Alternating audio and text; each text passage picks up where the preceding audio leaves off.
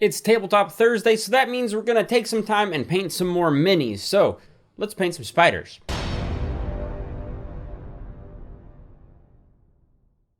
Hey fellow Game Masters, I'm Richard Quiner, and welcome back once again to the Daily D20, your daily dose of all things tabletop role-playing games, helping you build your world and master your game. Now today is Tabletop Thursday, and last week I had put out a video about painting skeletons, and I really enjoyed making that, just because I did give you guys a different camera angle to look at, but also because I was able to paint 3 minis of my massive collection, so progress was made. So this week we're doing that again. This time we're painting some spiders, and we're gonna make some cool looking giant spiders to throw at our players.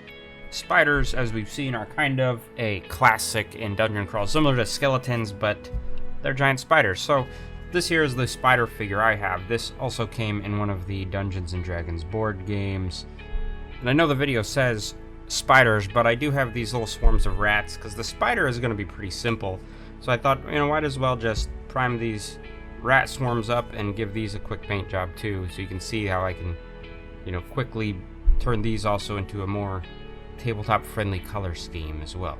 Primer is one of those things that it feels kind of weird to do sometimes, because you're like, why do I need to paint it to paint over it? But really, it has another purpose, is to make the paint actually stick to the plastic. Normally, paint won't adhere to plastic figures like this, so by giving it a coat of some primer, the paint will stick a little better, or a lot better, or actually will stick.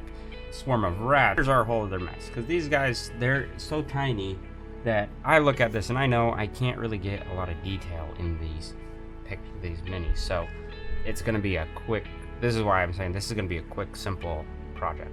While the spider is drying after being primed, let me just go over the game plan a little bit. I'm going to use several colors in doing this, but it's still going to be pretty basic. I'm going to start with a base coat of this ruddy brown, as it's called. It's kind of a darker brown color, so that's just going to be the base coat of this whole process. Nothing too fancy. The shade, if you remember, I always shade it, have something go in the cracks. This is going to be this Nuln oil that will, it's the black shade. It'll get in the crevices and make all the kind of crevices and nooks and crannies stand out a little bit more on the spider, so then there will be that. Then I'm going to follow it up with a nice golden, or a woodland brown, as it's called. This is a much lighter brown. This is going to be the dry brush over the top to just pick up the highlights and make those pop out a little bit more. And then last, I will use this, where'd it go? This garnet red on the eyeballs, and probably on the fangs as well, just to make those stand out a little more. We'll see if I do the fangs. I don't know.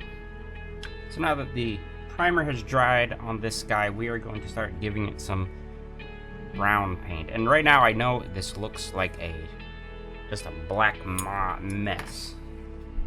And that's because it is. It's just that there is some details, but I know on the camera it's not exactly as visible as it might be. I'm not worried about keeping the eyes covered or uncovered. I'm just brown paint all over the body, and this is that ruddy brown that was mentioned, and you'll see it's kind of like it's actually a little lighter than I thought it would be, but that's okay, because after I put the shade on there, it will get darkened up quite a bit more. And as the base coat, I just want to, if I need to do several coats, I will, but I just want to make sure this covers up all the primer. Maybe I should do a whole video about spiders. Done one of those, and there's a lot of different spiders in Dungeons & Dragons. There we go, we got a spider. Base coated, painted up. Just need to let this puppy dry, and then we can move on to the next part of it. So, same thing, I'm just gonna cover these I'm gonna use the same exact paint, actually. It just kind of makes sense to, they're animals, they're brown. These ones I probably will do less of a highlight on later, but just give them a nice brown base coat once again. This one's going to be interesting. These crevices are much deeper than anything I've shaded before, so I'm interested to see. And then after I dry brush over the top, this should really have a lot of variance in the color scheme going on. So I'm curious how this is going to look So now that the spider paint has dried for the most part, there's still a couple of kind of wet spots down in the crevices here, but for the most part it's looking pretty good. You can see it looks like a spider still. It hasn't really changed, but now time to hit it with some shade, which I'm using this good old Nuln oil.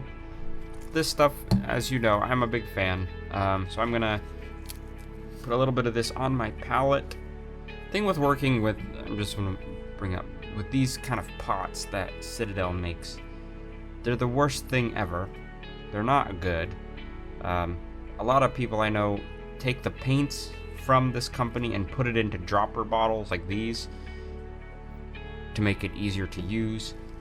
No one likes these, but it's what we got. So I'm gonna take some of this, put it on my palette, and then get going. This time though, I'm using kind of a crappy brush of mine, not a good brush. This is just a garbage brush that I'm gonna use to transfer. We're just gonna get this going. So here's the spider again, and once again, as you've seen several times before on this, we're just gonna go over it with this shade and let it get into the little nooks and crannies here. Wow. The only real problem I ever have with shades is these kind of things, since they're oil-based and not water-based, they take a lot longer to dry. So you have to always let everything dry before you move on to the next coat of paint or shade or whatever you're doing. So Nuln oil usually takes like an extra half an hour to do over regular paint, which can dry in probably like 10-15 minutes if you're lucky. And I'm trying to be actually pretty liberal on this. I really want it to pool up in the crevices here to really stand out and bring out the look of this spider. So that's why I'm being pretty heavy-handed. I'm not trying to keep it from pooling up in the crevices. I'm all for it because that will just bring out that much more of the kind of look that I want for this thing to make it kind of gross. Rats, same system is what I'm going to use. I'm just going to use the Nuln oil, and just be pretty liberal with it. Just let it get into the crevices, let it be gross looking, and let it just, it's a swarm of rats. They probably live in sewers and cook French cuisine, you never know. And that actually looks really gross. It looks like beans, like old beans. Now that the shade is mostly dried on this thing, you can see how it just fills in and brings a lot of detail to this mini. And I could just leave it here. I would be perfectly fine just being like, okay, that's it, and putting this on the board. And same with the underside. If you can see, it's got a lot of depth going on. So it's a pretty cool tool. But I'm still going to dry brush this. When I'm dry brushing it, I'm using a lighter brown to give some variance, so it won't cover all the dark browns here. It's just going to be a light brown, light brushing over it, and I'm only going to do it on the top. I'm not going to do it at the bottom because, well, the light wouldn't really hit the bottom. So I'm trying to think of it as, where will the light hit on this spider mostly, and it would be the top. So I'm just going to dry brush the top of this, paint the eyes, paint the base, and then we're done. So getting out my handy dandy dry brush. I still have some paint on it because this was my mistake. I did not clean this up enough after the last mini I painted. So best thing for me right now is actually probably to start and hit the legs and the back, and then see if I can do something about that inner torso part of it. For the legs, you see, it doesn't take a lot to give the legs some extra color going on.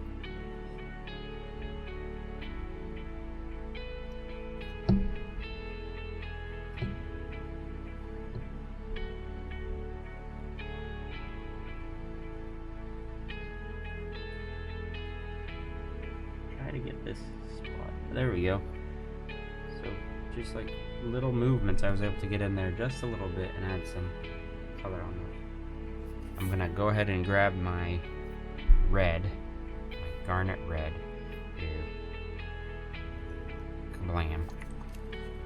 Get a little bit of that, and I'm gonna use one of my smaller brushes to paint the eyes on this thing. Like, we know spiders have 8 eyes, but they're not gonna sit here and sculpt 8 eye, but they will sculpt 2 little eyes, so it'd be kind of cool. So it's probably hard to see on here, but I'm just giving a little bit of red into these fangs, so it looks like it ate something. That's all. The spider is done. Then, of course, the last thing I need to do on this figure is, of course, to paint the base. So, I'm just gonna grip the legs like this a little bit up here. My gloves, this is why I wear gloves. I get them real messy, because I'm a mess. And then I'm just gonna paint the whole base a nice solid black. And this is where I am going to be careful, because I don't want to be getting paint on the body of the spider. I just want it on the base. So then I don't have to go paint it over again. This is like the finishing touches. So there it is, the spider. Solid black, but you see several different shades of brown and dark going on there. Little red eyes, and if you can see a little bit of the red on the fangs for like some blood look. I think that's a solid spider for D&D tabletop games. Looks good to me. So I just want to show you the finished product there.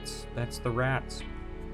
You can see the little reflection on the heads. It gives them some depth and it makes them look a little better than the bare plastic that they used to be. Bonus lesson before I end the video though, I wanted to show you these things. You see I have a skeleton here.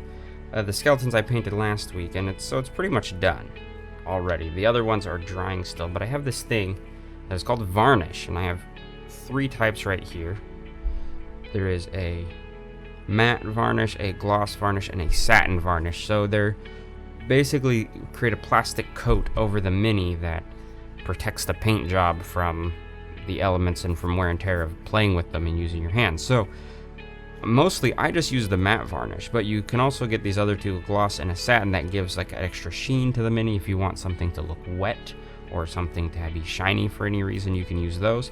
I'm just gonna paint this skeleton, cover the skeleton with this matte varnish real quick, just to give you the quick, easy peasy rundown of how these things work. You gotta shake it up, make sure you shake up your varnishes. You can also get this as a spray, and it comes out, it looks like a white paint. It doesn't look clear, it looks white, but you do want to dilute it a little bit. I have a dropper bottle of water that I use for diluting things when I want to make sure that no color gets transferred over. I'll show you here. Well, you can't see any of this. It just won't show up on the camera. So, and then I'm just gonna go at it on this skeleton, and I'm just gonna coat the whole thing. I'm not gonna be like picky about anything. I'm just giving the whole skeleton one big coat. And if it goops up at this, first it'll look, kind of milky, and you can see it, especially when I do the shield, you'll see it kind of like just looks milky and muted. But as it dries into a clear kind of plastic coating. So that's what you want. And you have to make sure you get all the parts. And this will protect your mini as you play with it and handle it. It will keep it from getting messed up and damaged. So in your arsenal of painting supplies, I highly recommend you grab some of this varnish and put that in your toolkit so you can protect the minis as you paint them. Well, if you've liked this video, I invite you to go ahead and hit the like button and subscribe to the channel and hit the bell icon so you get notified when I upload new videos every day. And of course, fellow Game Masters, I've been Richard Quiner. Thank you for watching.